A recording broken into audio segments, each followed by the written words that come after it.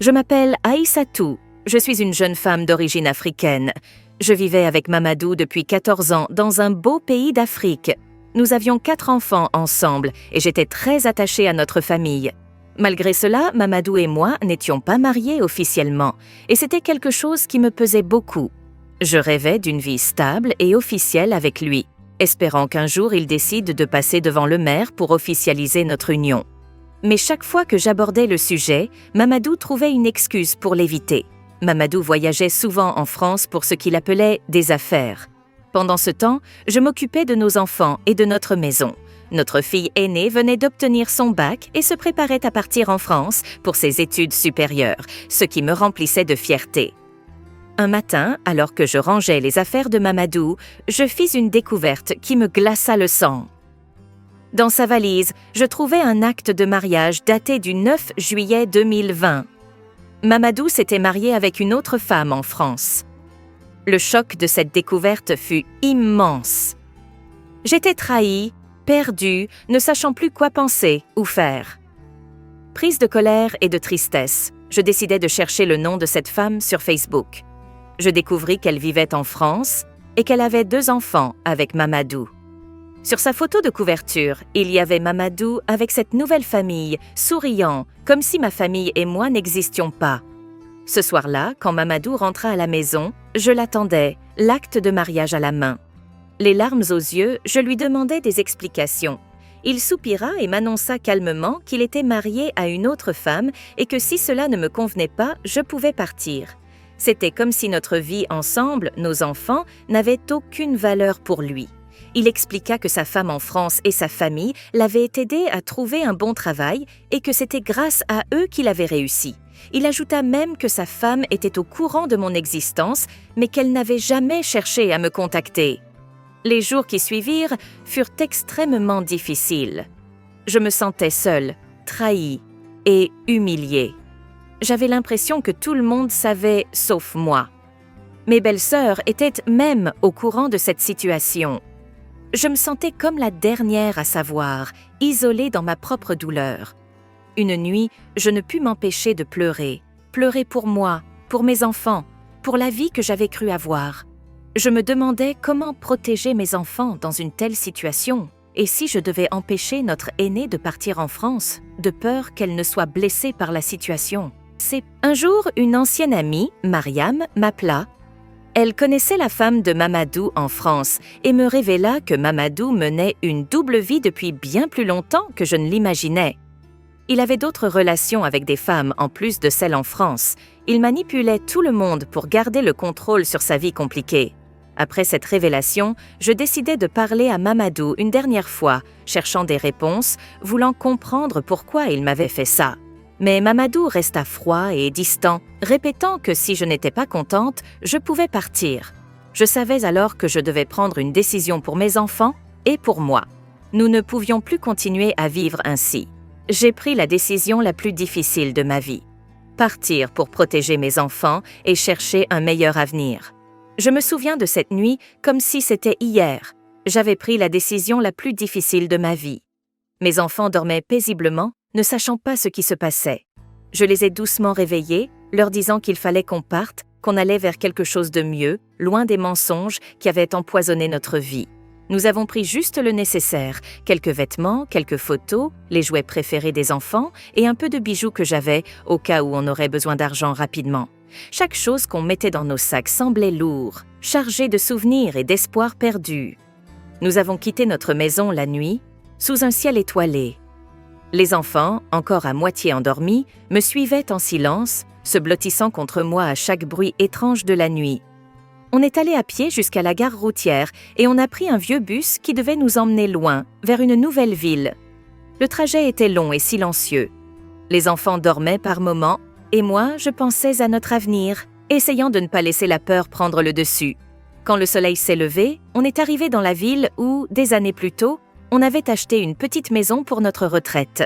C'était censé être notre nouveau départ. Mais quand on est arrivé, notre maison n'était plus là. À la place, il y avait des appartements. J'ai appris que Mamadou avait vendu notre maison sans me le dire, pour ses propres intérêts. Nous n'avions nulle part où aller, sans maison, sans argent, et je me sentais perdue. J'ai regardé mes enfants, fatigués et perdus, et j'ai su que je devais rester forte pour eux. Les premières nuits, on a dormi dans un endroit pour les gens qui n'ont pas de maison, où d'autres personnes comme nous essayaient de s'en sortir. Ces jours étaient très durs. Chaque matin, je me levais avec la volonté de trouver une solution, de reconstruire quelque chose pour mes enfants. C'est pendant cette période difficile que nous avons rencontré Tidiane, un vieil ami de l'université. Il nous a tendu la main quand on en avait le plus besoin. Nous étions encore sous le choc de notre situation, tentant de nous accoutumer à la vie dans le refuge temporaire. Je sortais acheter un peu de nourriture au marché quand par hasard, je suis tombée sur Tidiane. Il était un ancien camarade de l'université, quelqu'un que j'avais perdu de vue depuis des années. Il avait toujours été ambitieux et c'était clair qu'il avait réussi. Son allure soignée et sa présence confiante en témoignaient. Nous avons commencé à discuter et j'ai fini par lui raconter tout ce qui s'était passé. Tidiane m'écoutait attentivement, son expression devenant de plus en plus grave au fur et à mesure que je dévoilais les détails de notre fuite et de notre situation actuelle. Après un moment de silence, il a pris une grande respiration et a offert de nous aider. Il se trouve que j'ai un appartement disponible dans un immeuble que je possède. Vous et vos enfants pouvez y vivre aussi longtemps que vous en avez besoin, dit-il avec une gentillesse que je n'aurais jamais osé espérer. J'étais abasourdie et incroyablement reconnaissante. Mais il ne s'est pas arrêté là. Voyant que j'étais prête à travailler dur pour reconstruire notre vie, il m'a proposé un emploi dans son entreprise. Nous avons toujours besoin de personnes de confiance et motivées, ajouta-t-il. Accepter son offre n'a pas été une décision difficile. Non seulement cela nous fournissait un toit sûr au-dessus de nos têtes, mais cela me donnait aussi l'occasion de travailler, de gagner ma propre vie et de retrouver mon indépendance. Le travail était dans son entreprise de distribution, un domaine nouveau pour moi, mais Tidiane m'assura qu'il me formerait personnellement. Les premières semaines au travail ont été un défi. J'apprenais tout depuis le début, de la gestion des stocks à la relation client. Tidiane était un mentor strict mais juste. Et sous sa guidance, j'ai rapidement commencé à me sentir plus compétente et sûre de moi. Chaque tâche accomplie, chaque petite victoire au travail contribuait à reconstruire l'estime de soi qui avait été ébranlée par les années de mensonges et de trahison de Mamadou. Travailler me donnait un sens de la normalité et du contrôle sur ma vie que j'avais désespérément besoin. C'était épuisant, mais aussi incroyablement gratifiant, voir mes enfants s'adapter à leur nouvelle école et à notre nouvel appartement et savoir que je pouvais les soutenir par mes propres moyens me remplissait de fierté. Cette opportunité offerte par Tidiane était bien plus qu'un simple travail ou un logement. C'était notre chance de commencer une nouvelle vie, de laisser derrière nous les ombres du passé et de regarder vers l'avenir avec espoir et détermination. C'était notre bouée de sauvetage, celle qui nous a permis de rester à flot dans un océan d'incertitudes et de défis. Pendant que nous nous adaptions à notre nouvelle vie, Mamadou, lui, traversait une épreuve déchirante en France. Après des années à mener une double vie, son monde s'était effondré tout aussi brusquement que le mien. Il vivait avec sa femme française, dans une belle maison en banlieue parisienne, se croyant heureux et en sécurité. Mais cette sécurité n'était qu'une façade, construite sur des mensonges non seulement envers moi, mais aussi envers lui-même. Un jour, la vérité éclata de la manière la plus inattendue. Il découvrit que sa femme française avait une liaison et que les enfants qu'il avait élevés et aimés comme les siens n'étaient pas biologiquement les siens. La révélation vint après qu'il eut surpris des messages sur le téléphone de sa femme, des messages qui ne laissaient aucun doute sur son infidélité et la paternité des enfants. Le choc de cette trahison fut dévastateur. Mamadou, qui avait toujours cru contrôler les fils de sa vie, se retrouva soudainement impuissant, trahi par celle qu'il avait choisie sur moi, sa famille d'origine. La femme, se sentant elle aussi trahie dans ses attentes d'un mariage exclusif et sincère, ne lui laissa aucune chance de réparation. Elle le chassa de la maison, indignée et furieuse, le laissant sans foyer et sans famille en France. Expulsé et seul, Mamadou erra quelque temps, essayant de comprendre comment sa vie avait pu s'effondrer si rapidement.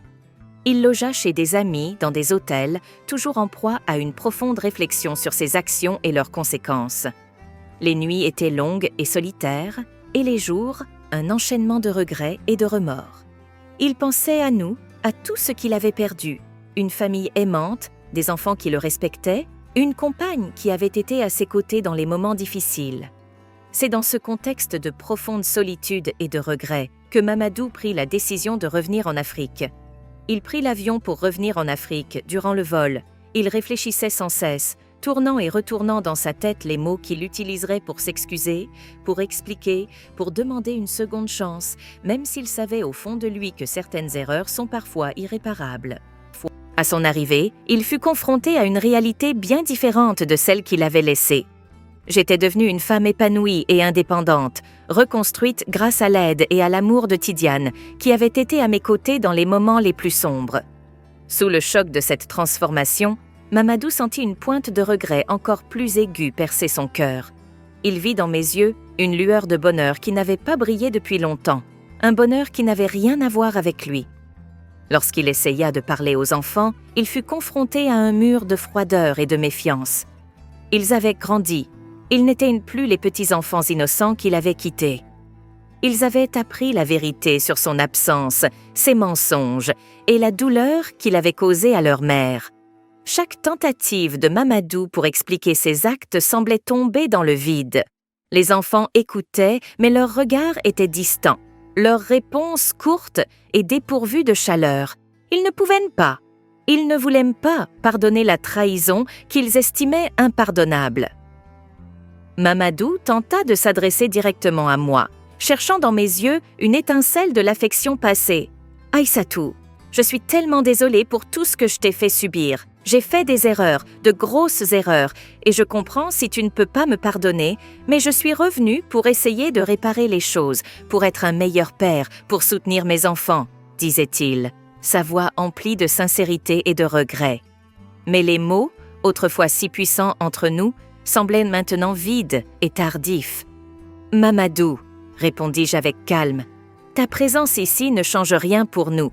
Nous avons appris à vivre sans toi. Tidiane a été l'homme que tu n'as jamais été pour nous, et je suis heureuse maintenant, vraiment heureuse. Ce que nous avions est perdu, et ce n'est pas quelque chose que l'on peut retrouver juste parce que tu le souhaites. » Face à cette réalité, Mamadou comprit que les ponts étaient débrûlés, que trop de douleurs avaient été infligées pour que les choses puissent revenir comme avant.